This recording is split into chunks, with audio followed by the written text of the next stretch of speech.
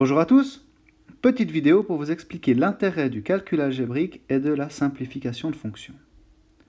Quand vous rouliez sur l'autoroute pour un long trajet, vous êtes peut-être déjà demandé dans combien de temps est-ce que vous alliez enfin arriver. Et cette question, je me la suis aussi posée. Et en fait, on la résout avec un calcul relativement simple, mais quand même assez compliqué lorsqu'on est en train de conduire. Le calcul qu'on doit faire, c'est ça. Vous savez que sur l'autoroute, on roule à la vitesse de 120 km/h. Imaginons que on arrive dans 40 km. Il nous reste 40 km à faire. Et la grande question, c'est dans combien de temps est-ce qu'on va arriver? Le calcul pour répondre à cette question est relativement simple. On doit savoir que 120 km/h, c'est 120 km en une heure. Que 120 km/h en une heure, c'est pareil que 120 km en 60 minutes. Et puis si on est capable de faire 120 km en 60 minutes et qu'on doit en faire 40, vu que 40 c'est 3 fois moins que 120, on va devoir aussi diviser par le temps par 3, ce qui va nous donner 20 minutes. 20, 40, 60, je vais arriver à ma destination. Donc voilà, j'ai fait mon calcul qui me dit que si je roule à 120 km/h et qu'il me reste 40 km à faire, il me reste 20 minutes de trajet. Cool, utile, intéressant. Par contre, bonne chance pour faire ça de tête, pendant qu'on est en train de conduire, avec la musique et des gens qui nous parlent à côté. Surtout qu'on va devoir refaire le calcul pour chaque destination. Peut-être qu'une fois, on va se poser la question quand il nous reste 50 km de trajet. Peut-être 300 km de trajet. À chaque fois, on va devoir faire en fait le même calcul. Et c'est là que les mathématiques commencent à être intéressantes et utiles surtout. C'est que on est dans un cas de figure où il faut faire toujours la même opération, toujours le même calcul, pour différentes distances qui varient à chaque fois qu'on se pose la question. Regardons un petit peu qu'est-ce qu'on doit faire comme opération. Qu'est-ce qu'on a fait? On avait... Je vais changer de couleur, comme ça ce sera plus facile. On avait dû faire 120 divisé par 40, c'est-à-dire les 120 km ici, divisé par le chiffre qui varie en fait au final, la distance qu'il nous reste à faire. Ça nous donnait le chiffre 3. Et puis, il fallait encore prendre ce chiffre 3 pour diviser 60.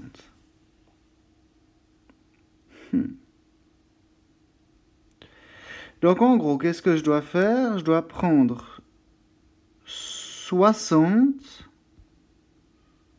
et puis le diviser par le résultat de 120 divisé par 40. Donc je peux aussi écrire 120 divisé par 40.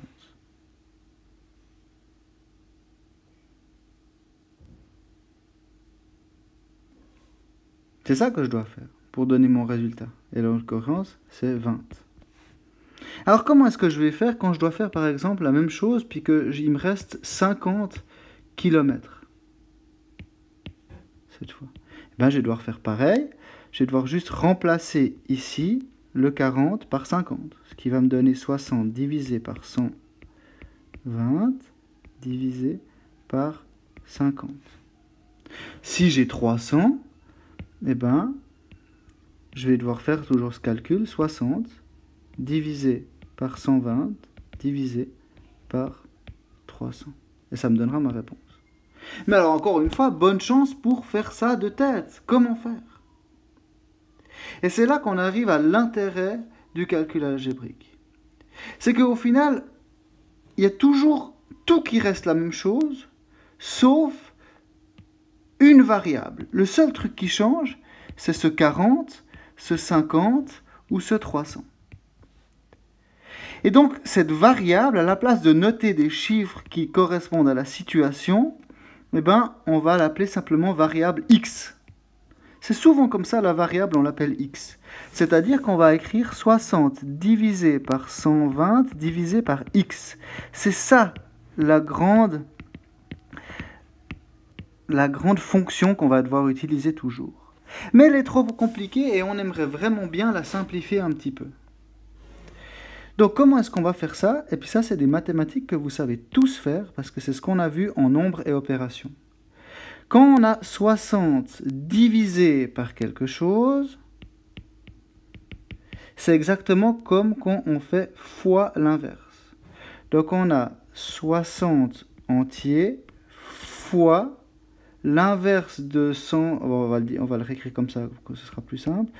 120 divisé par x, c'est exactement pareil que 60 sur 1 fois l'inverse, donc x sur 120.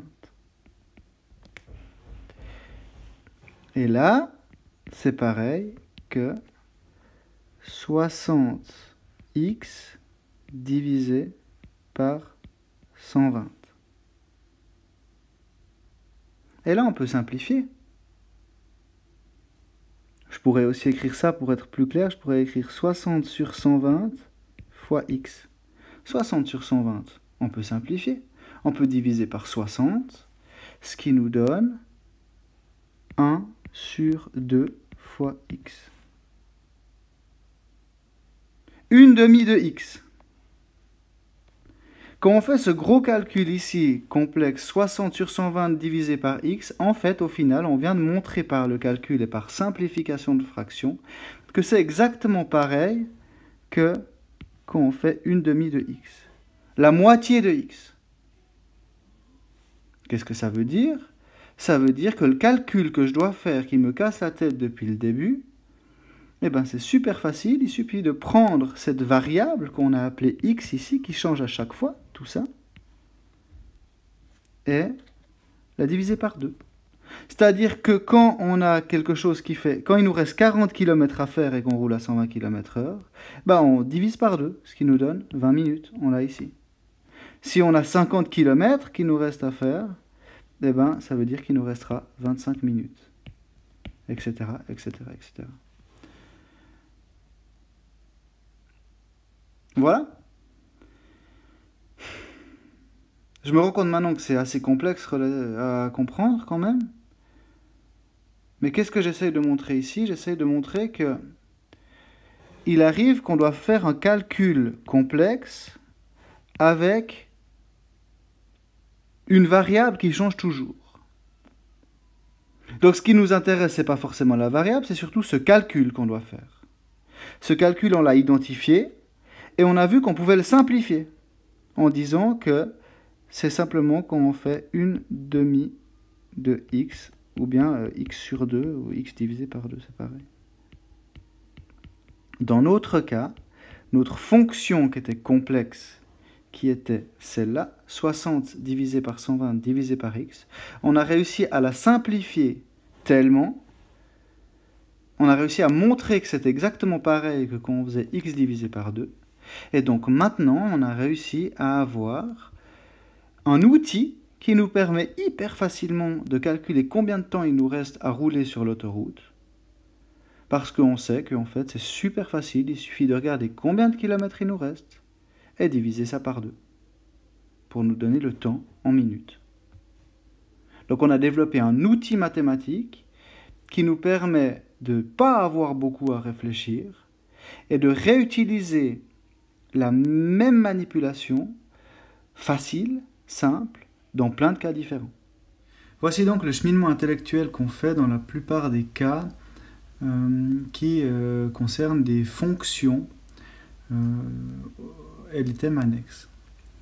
On parle la plupart du temps d'une situation problème, comme par exemple cet exemple où on a envie de savoir quand c'est qu'on arrive, quand on est sur l'autoroute et qu'il nous reste 40 km à parcourir. À partir de cette situation problème, on détermine une fonction. En l'occurrence, c'était 60 divisé par 120 divisé par x. c'est juste la traduction en langage mathématique de la question qu'on se pose. Et puis, cette fonction, on va pouvoir l'utiliser avec n'importe quelle valeur de x, avec n'importe quelle variable. On peut remplacer x par 40, ici, dans notre calcul, ce qui nous donnera 60 divisé par 120 divisé par 40 en l'occurrence. Et les tableurs Excel, ils sont capables de le faire automatiquement, c'est-à-dire qu'il faut juste rentrer la formule à l'intérieur d'une case.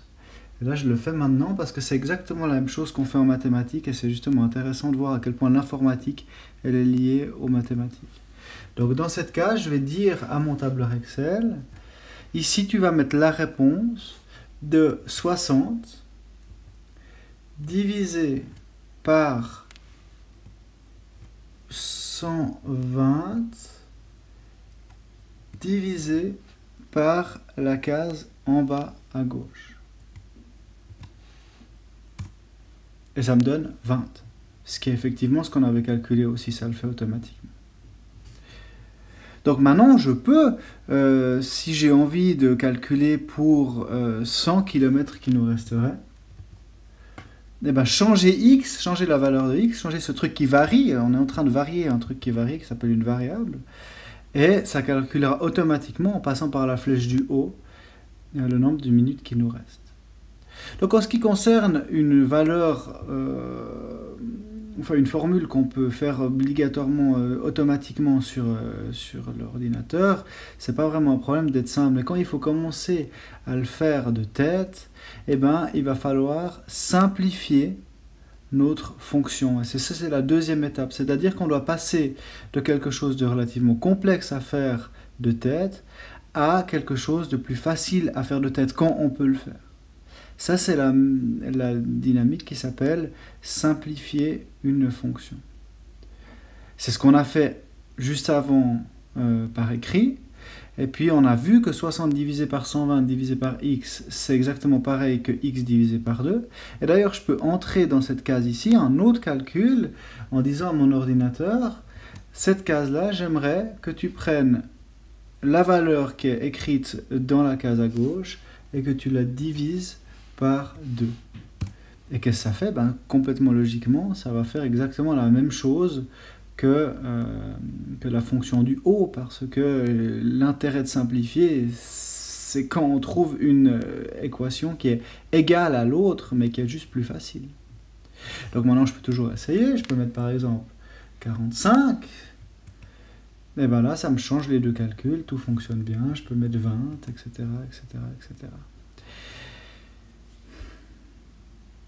À partir de là, qu'est-ce que je peux faire? Je peux remplir un tableau des valeurs. C'est-à-dire que je vais simplement, à la place de rentrer n'importe quel chiffre, 40, 20, etc., je vais avoir un truc bien ordonné avec pour x, 1, 2, 3, 4, 5, etc., etc., etc. Donc ici, je vais faire pareil. Je vais dire, OK, tu vas me dire que dans cette case, tu prends ce chiffre-là et tu le divises par 2. Et ensuite, tout ça,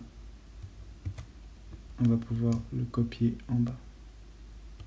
Qu'est-ce qu'on remarque en passant? On remarque qu'il y a direct tout qui se met dans le graphique. Par définition, sur l'axe du bas du graphique, c'est l'axe des x, et l'axe du, c'est-à-dire la variable, et l'axe vertical, c'est l'axe des y, qui est le résultat de l'équation. Donc maintenant, si je copie-colle toute la formule ici dedans, l'équation, je vois ici apparaître sur mon graphique toutes les réponses. On voit par exemple que la réponse quand x vaut 14, c'est 7. Quand x vaut 19, c'est 9,5, etc., etc. Donc voilà, les calculs de fonctions, c'est complètement lié avec les tableaux de valeurs et complètement lié avec les graphiques. Ce qu'on vous demande en 11e année, c'est être capable de jongler de l'un à l'autre, de passer de l'un à l'autre. C'est-à-dire être capable de changer x par une valeur qu'on nous demande pour calculer le résultat. Être capable, quand on a une situation de problème, de traduire ça en langage mathématique pour avoir notre fonction. Être capable aussi, à partir d'une fonction, de la simplifier. pour que ce soit plus efficace à calculer de tête. Et puis aussi, à partir d'une fonction, de faire un tableau de valeurs avec toutes les valeurs de x qui sont dans l'ordre, et à partir d'un tableau de valeurs, faire un graphique pour voir à quoi ressemble cette courbe. On nous demande aussi de faire l'inverse. Quand on a un graphique, remplir un tableau de valeurs, puis trouver la fonction. Voilà, c'est ça le thème des fonctions, des graphiques, des tableaux de valeurs, des simplifications de fonctions. C'est un thème qui est important, qui est conséquent.